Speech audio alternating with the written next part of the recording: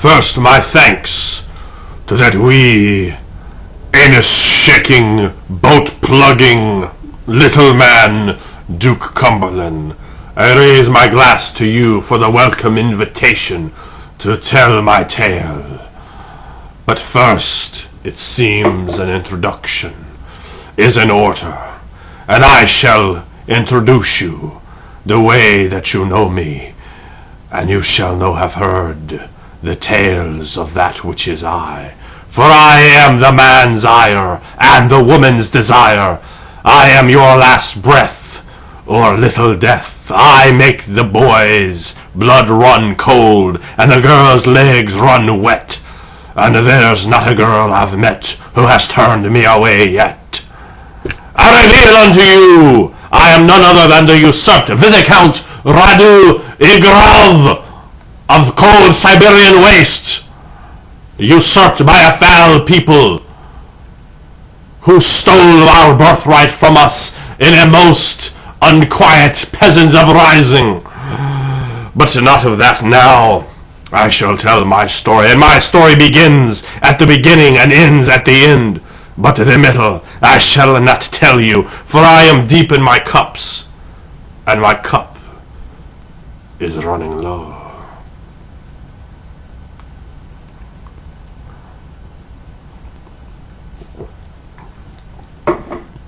And lower now still.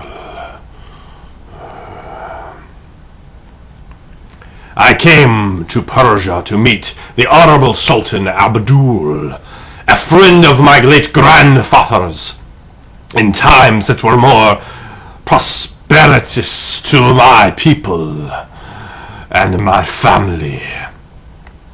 I served Abdul for 13 years, 13 long good years, and he treated me as if son before he passed, and he passed from what I suspected to be a poison cup. Not like this cup. This one is fine. And I shall prove it to you by ingesting more of the fine amber liquid. His son, the foul Acord, poisoned his father. This is my belief. And his son himself was but half a man in pointed shoes. But his father's will, how you say in British, commanded, stipulated, that is your word in the British tongue. It stipulated that he must first visit 7 sites of wonder, the first being the ancient pyramids of hoary Egypt. I wish to strangle the man-boy with my hands, these strong hands, the hands of a real man. But I knew I could not, for I'd sworn an oath, and to an oath the Viscount is always true. And I'd sworn this oath to the Sultan, to his father, to the father of this half-a-man, and I swore that I'd never bring harm to him or his. So it fell upon me to leave the home I'd come to know for 13 long years, to escort this man-boy, this pathetic man-boy, and his wives and daughters, for he was never man enough to bring forth from the womb of a woman a son of his own. But these women could not escape seeing the shape, for they looked upon me in the hours that are early and the hours that are late, and with mine eyes I did see their noticing a true man's physique, and how one should look, and they did look long. And we travelled down the river Nile, and finally found the top of a pyramid. It was buried in sand of burning desert. It's only the top of, the British, a meter rose above the desert sand. It was just me, women, and a half a man. So I dug and dug and dug without stopping, without eating or sleeping for 19 straight days. I dug with my hands, with these hands, the hands of a real man. And on the dawn of the 20th day I looked up to the rosy heavens, and in the first light saw the pyramid was on earth, and the shadow cast over an entrance way. I made my way down, slithering down like the serpents, like the cobras of the desert sand, down that entrance way, down there on my belly, I tell you, common man, or titled man alike. And I slid there and spent some long time under that pyramid, and it had strange smells, old smells. It was a place man was not meant to be, and there were warning carvings in the ancient pagan tongue of Egyptians, and I knew not what they say, but I knew they to be saying, just stay from these tombs. And down in the tomb I heard the sound of a foot behind me as I looked about. Painted walls, painted walls with strange ideas. And that place under the pyramid, I met him, a dark man, and the man spoke to me for some minutes. And he was a dark man who claimed to have been a pharaoh thousands of years in the past.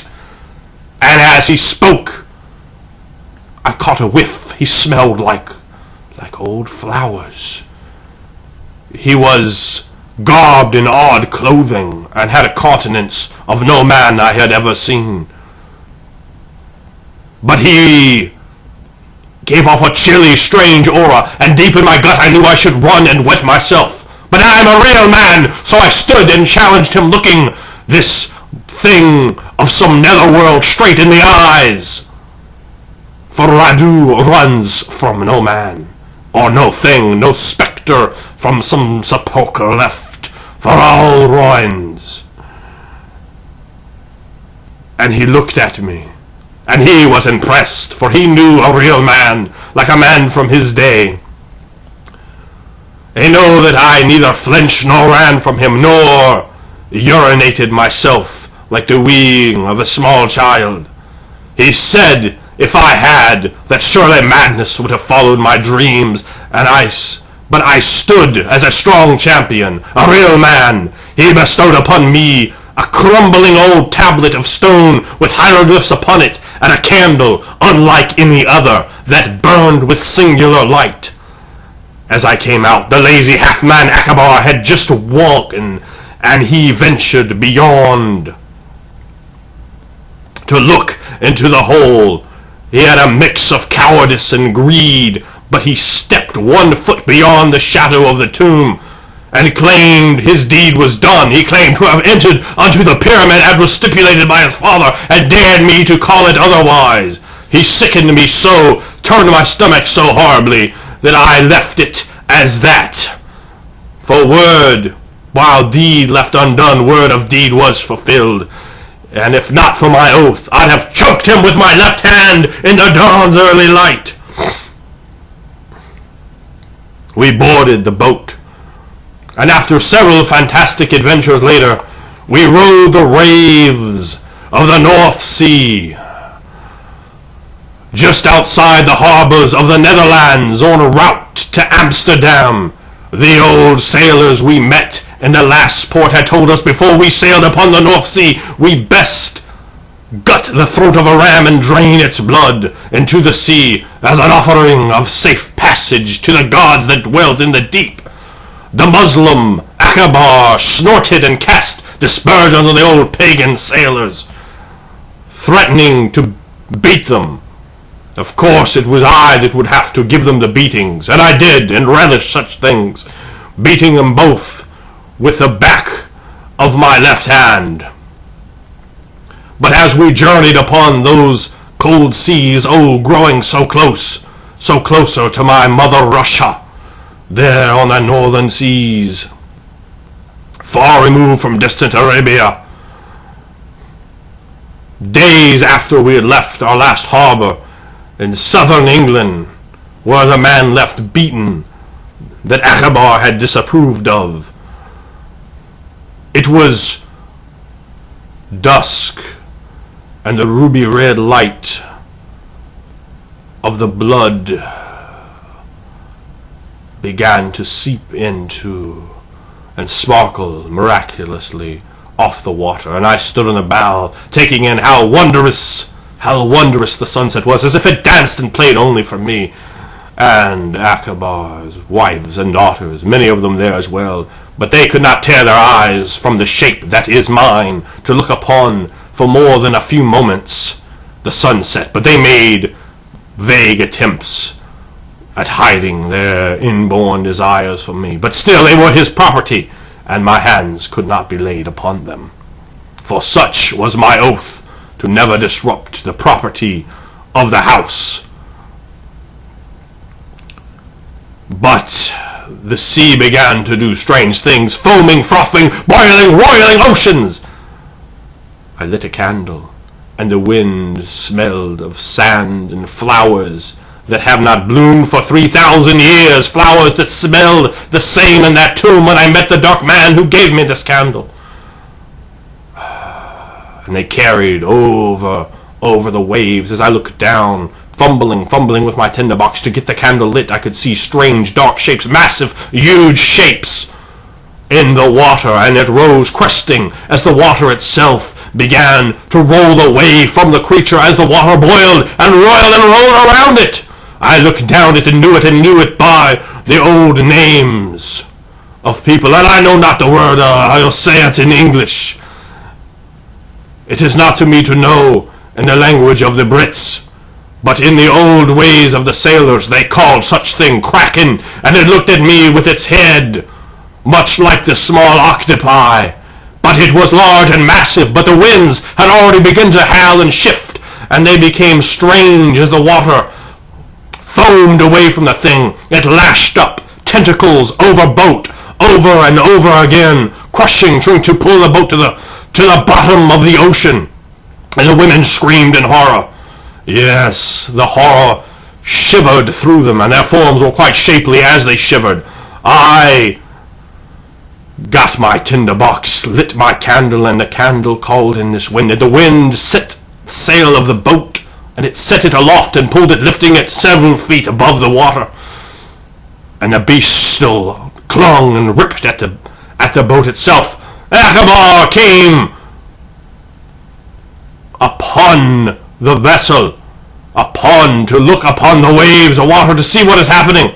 And he cried as a woman. He cried worse than the women cried. And the beast lashed out, grabbing him. A tentacle wrapped around him.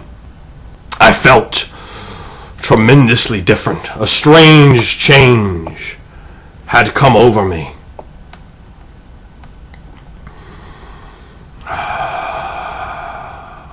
I felt myself harnessing the black wind as I heard its echoes ruminate through my mind. My strength grew 1,000-fold, and my strength was already 100 times that of any other man. Just ask the Duke of Cumberland if you have any doubt of such things. But 1,000 times over, the strength was given unto me by the smell of old flowers and that candle. I grabbed the beast with my left hand, lifting it from the water that boiled and roiled, and foamed fell away from it. It took the right of my hand, then the back of that same hand, against its octopoid-like face. It shivered and shook, and this tremendous strength that the candle had given unto me, I saw it, the ink from the base of the thing running down its tentacles. It still held on to the young